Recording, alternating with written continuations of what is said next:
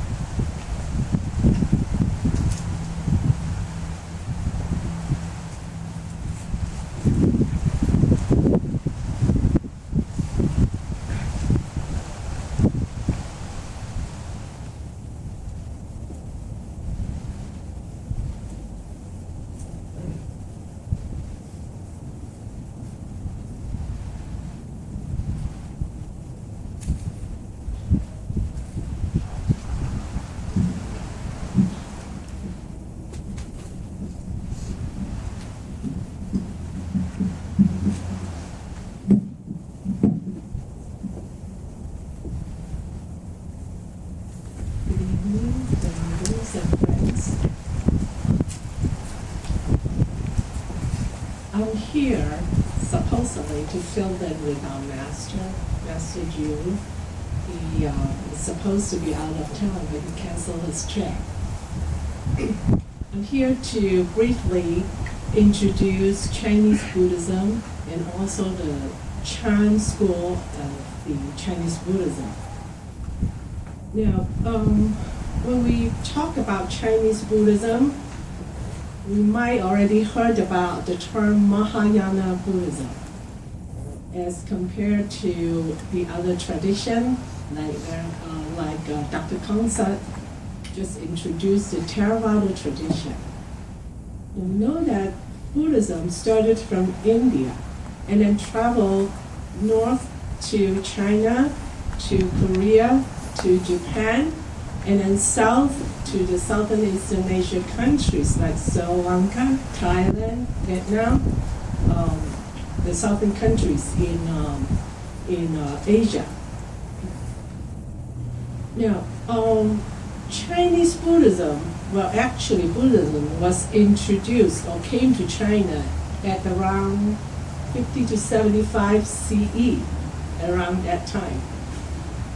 Legendarily, it was like, at that time, it was the Eastern Han Dynasty, where Emperor Ming was the emperor at the time.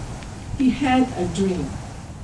He dreamed about a golden gold god, in a brilliant gold, that flew across his palace.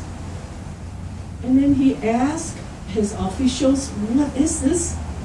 What does this mean? What is this gold? Where did he come from? This god. So his officials said that, I heard about in India.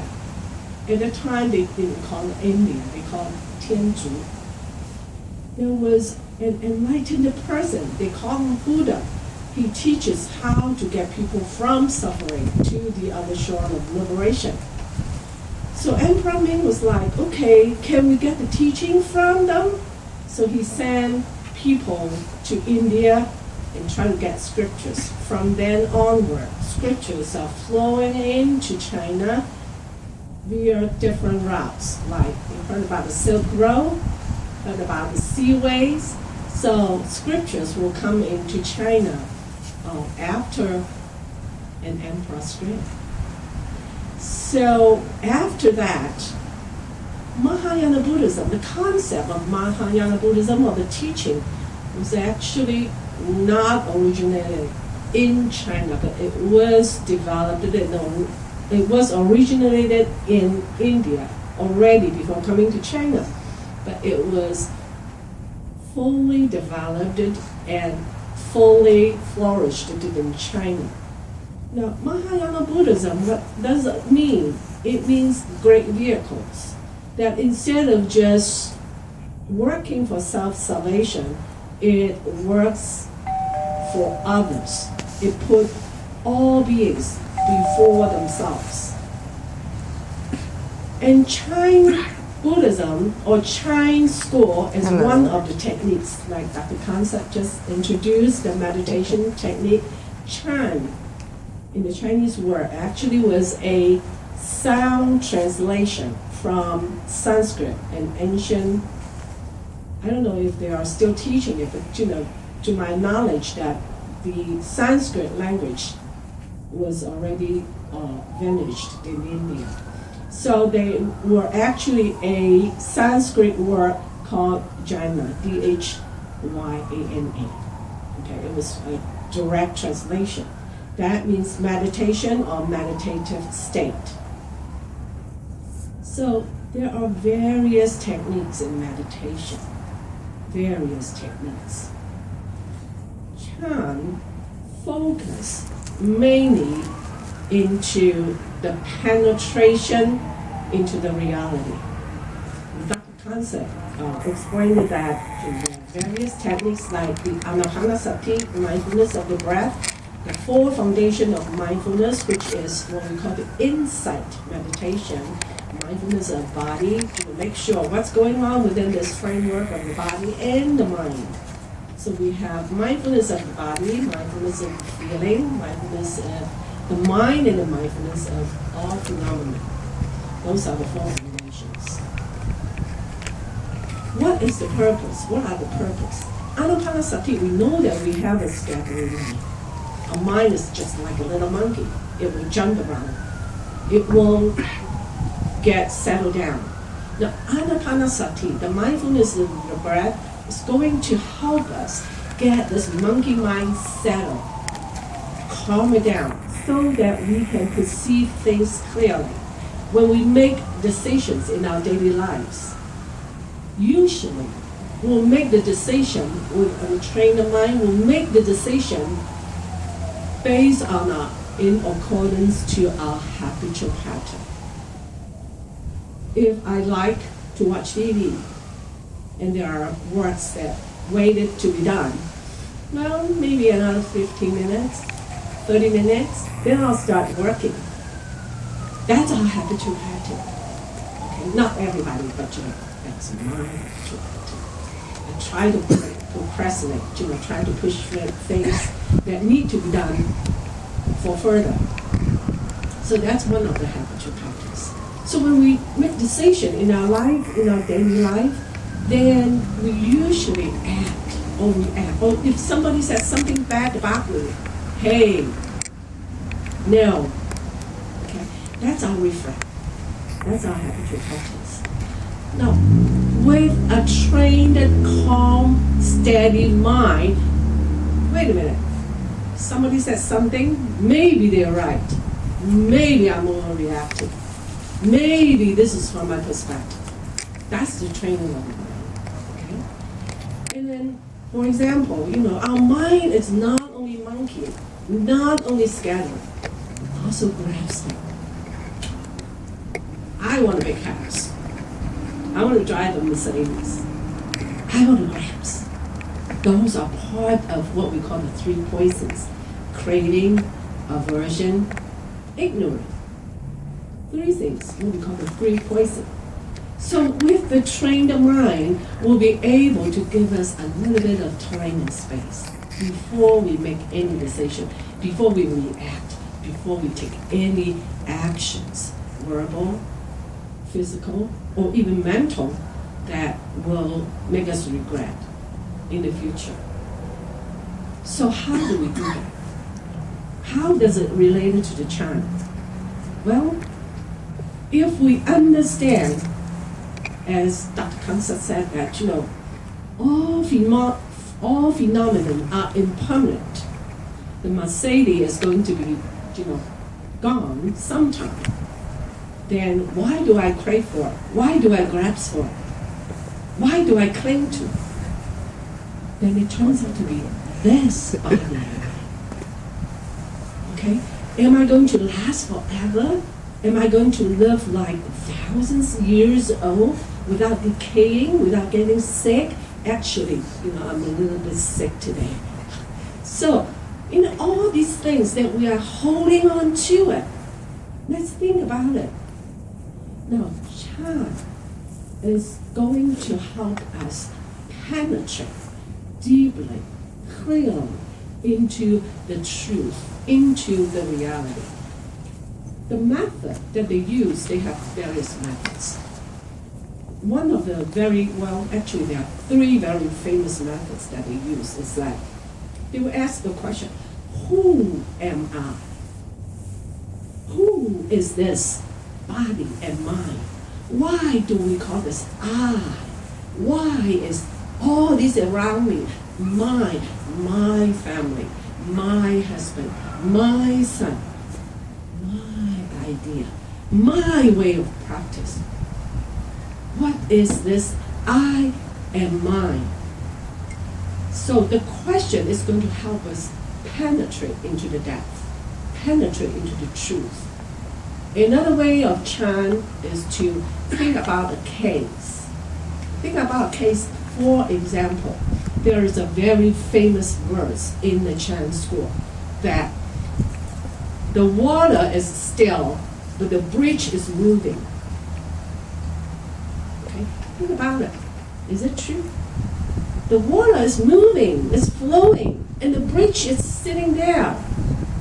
So why is it called the water is still and the boat is moving? Well, that's one of the homework for today. Go home and try to penetrate it. So that's, the case that we are trying to solve. Watch out, solve. The case is not actually solving. Okay, it's experiencing. So, 公案, 话头, questions. Those are the way to help a practitioner try to penetrate into the truth.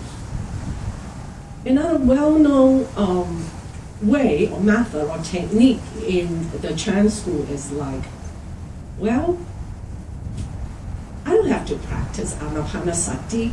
I don't have to practice any other technique, but just doing the gong'an, doing the huatong, and I'll be able to be liberated from suffering. Well, let's think about it.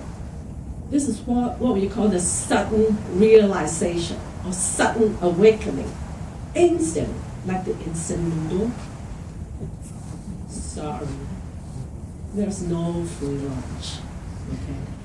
All these, what we call the sudden realization or instant realization, instant awakening, comes from gradual practice, gradual training.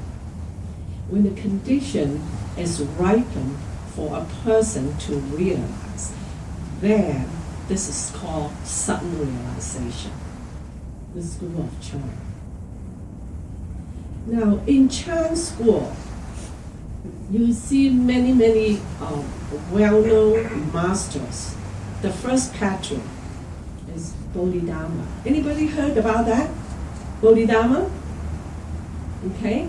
This is a legend figure. He went to Shaolin and faced the wall for 9 years. Let's try that. Go home and face our wall for 9 hours.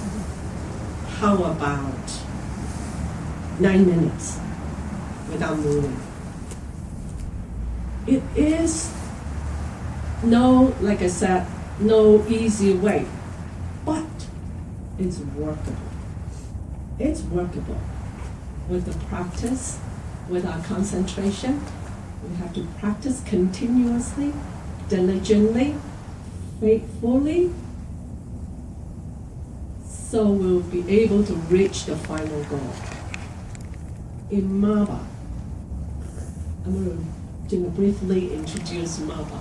Our master teach not only the Theravada way, the four mindfulness, foundation of mindfulness, we also practice the Chan way. Sometimes, especially in the Tentai tradition, they do simultaneously anapanasati, the focus, the concentration, development of concentration, and also the vipassana. So there is no quote-unquote right or wrong or whatever technique that works for you is the right technique.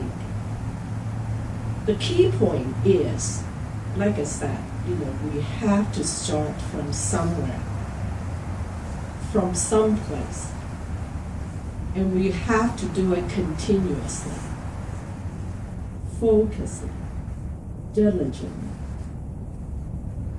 Someday, if you have the time, and if you have not been to MABA yet, representing MABA, I welcome you to give us a visit.